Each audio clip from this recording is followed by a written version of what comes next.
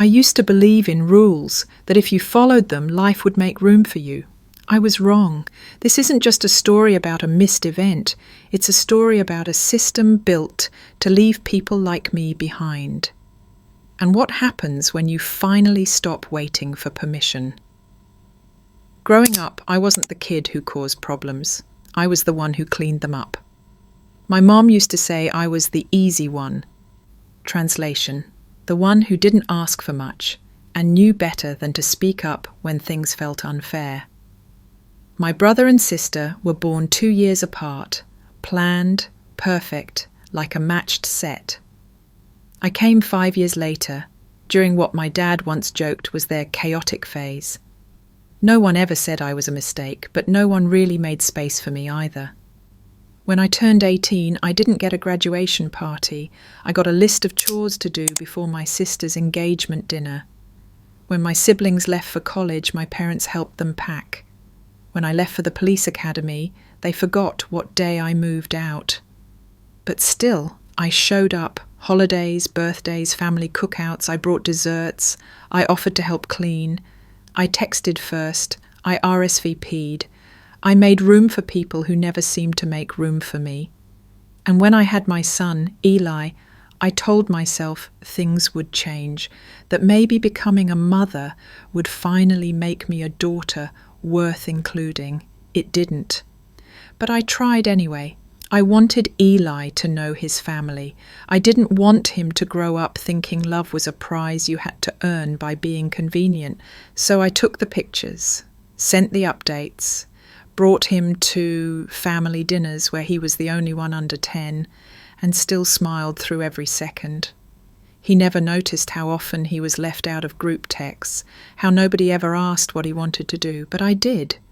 Maybe that's why I love revenge stories so much, not the ones with explosions or screaming, but the quiet ones, the ones where the people who never got invited finally stop knocking and build their own damn house. And that's where this story begins. With one text, one family event, and one polite excuse that turned out to be the cleanest lie I'd ever heard. It started with a text, a short one from my mum. There was an email invite for Family Sports Day. You didn't RSVP, so I assumed you weren't interested. Teams are already full now, but I can put Eli on the waiting list. I remember staring at my phone, rereading the words like maybe they'd rearrange themselves into something softer. I didn't see any email. Not in my inbox, not in spam. But I told myself maybe it got lost, maybe it bounced back, maybe she was right. So I said okay. And I told Eli. He didn't throw a tantrum, he didn't get angry, he just nodded, real quiet, and said, okay, maybe someone will cancel. That was Tuesday. From that day until Saturday morning, he asked me the same question at least 5 times a day. Did anyone drop out yet, Mom? Did Grandma text back? Can we still go if someone changes their mind? And every time, I gave him some version of not yet, sweetheart, still waiting. He packed his sneakers the night before, just in case, lined up his water bottle and towel by the door. That kind of quiet hope, that's the part that got me the most. The way he tried not to hope too loudly, like he was scared the answer really might be no. And it was. The event came and went without us. I didn't ask for a picture. I didn't check the group chat. I didn't even scroll to see who went. I just made waffles that morning and told Eli we'd have our own fun day. He smiled, but it didn't reach his eyes. The thing is, have you ever been told you're not included, but in a way so polite, so gentle, that it almost sounds like your fault? That's what this felt like somehow I missed a step, like I didn't RSVP fast enough, like Eli was just unlucky. But looking back, something in my gut felt off.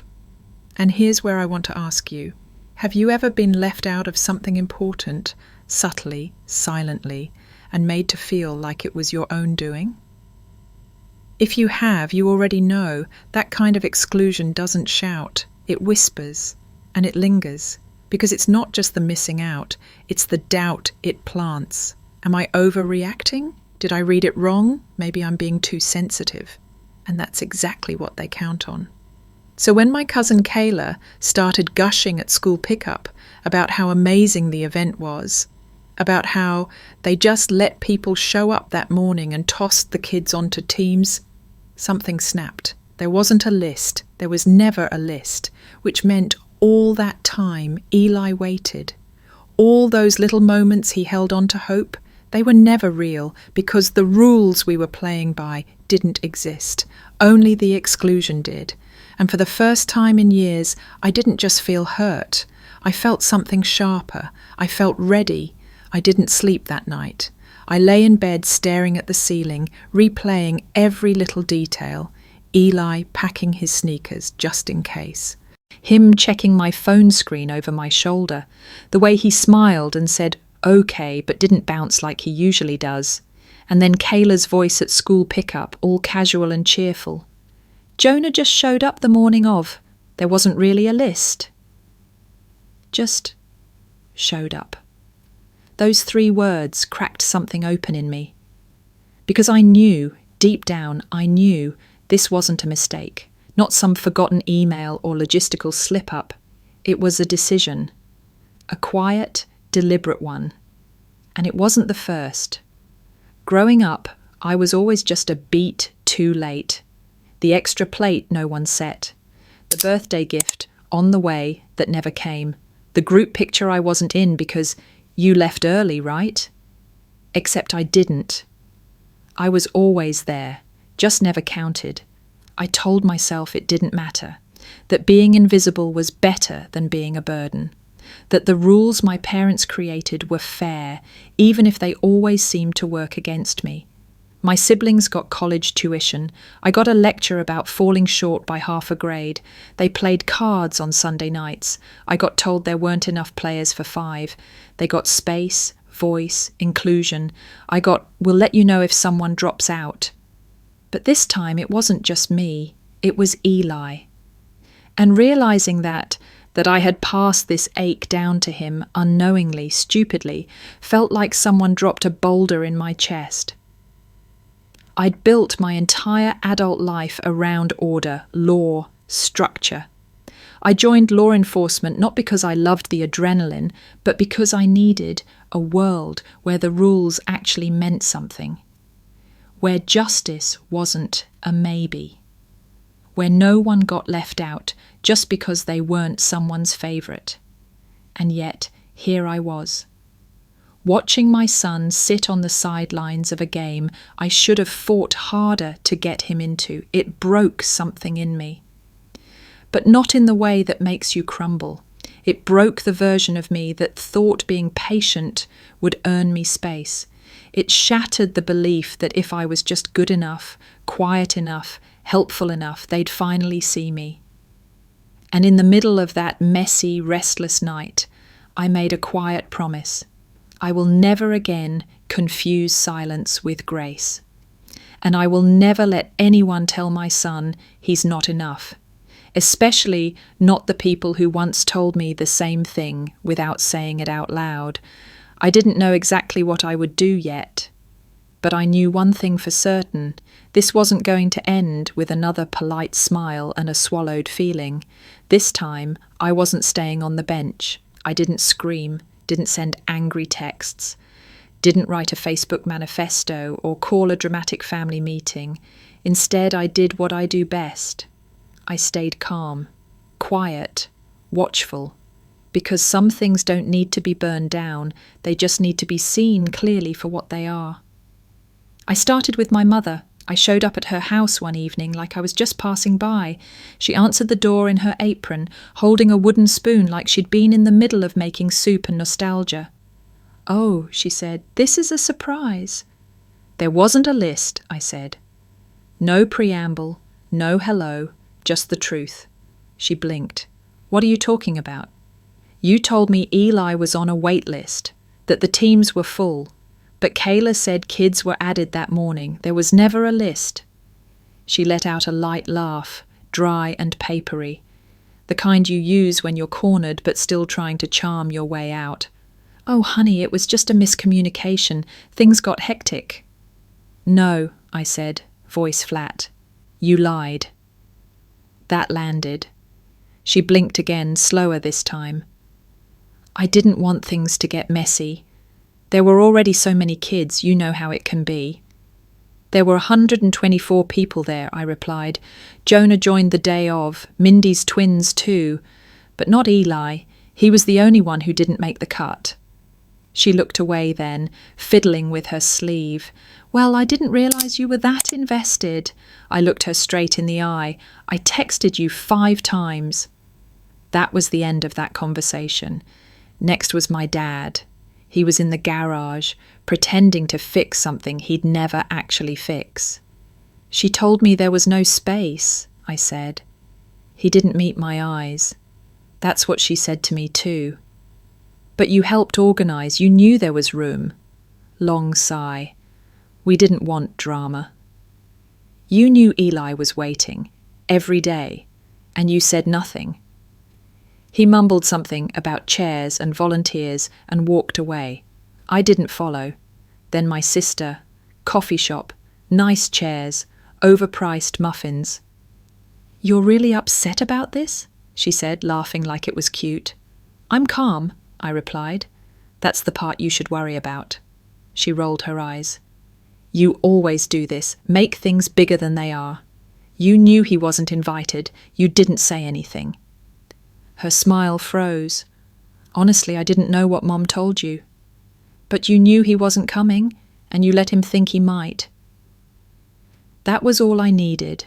One by one, I gathered the truth, not through shouting, but with stillness, with facts. Because sometimes the best way to dismantle a lie is to just stop participating in it. I didn't know yet what I'd do with all of it. But I was building something. And this time, I wasn't building it for their approval. I was building it to make sure Eli never sat outside the line again, holding hope like a consolation prize. I didn't announce anything.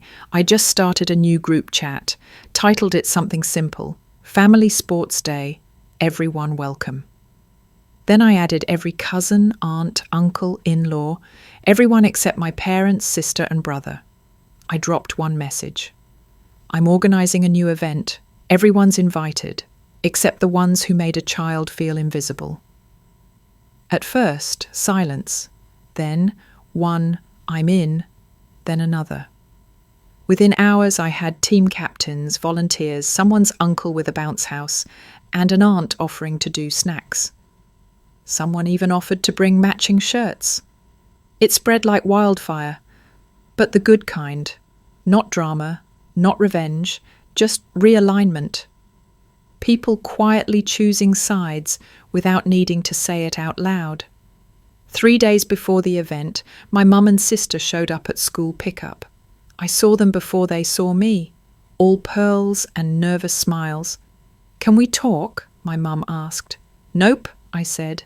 "Busy." My sister stepped forward. "You're really going to keep the kids out of this?" "You did that already," I said, unlocking my car. "You're being vindictive." "No," I said, "I'm being selective." And I meant it. The day of the event, over 100 people showed up. There was music, ice cream, chaos, and joy. Eli wore a captain's armband and high-fived every kid like he was running for mayor. Then they arrived.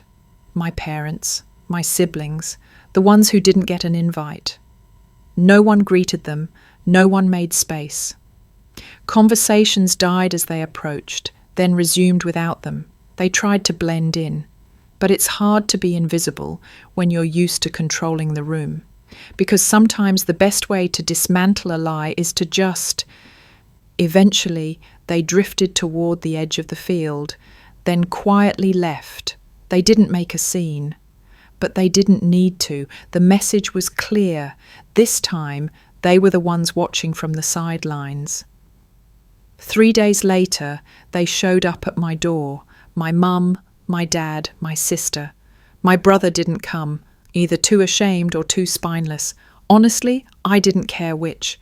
I opened the door just enough so they knew I wasn't afraid. Just done. You humiliated us, my mother snapped. No, I said calmly. You did that. I just stopped hiding it. My dad stepped forward. You made us feel like strangers. You made a child feel invisible, I replied. You're lucky all you got was silence. My sister tried again. You need to fix this. I almost laughed. I did. It was perfect. Then my mum narrowed her eyes. You're going to regret this one day. I looked her in the eye. I already did. That's why I stopped. And then I shut the door. No yelling, no explanation, no performance, just closure. Inside, Eli was drawing on the whiteboard I'd hung for him in the kitchen. He turned to me, grinning. Mom, next year our team should be called the Comeback Kids.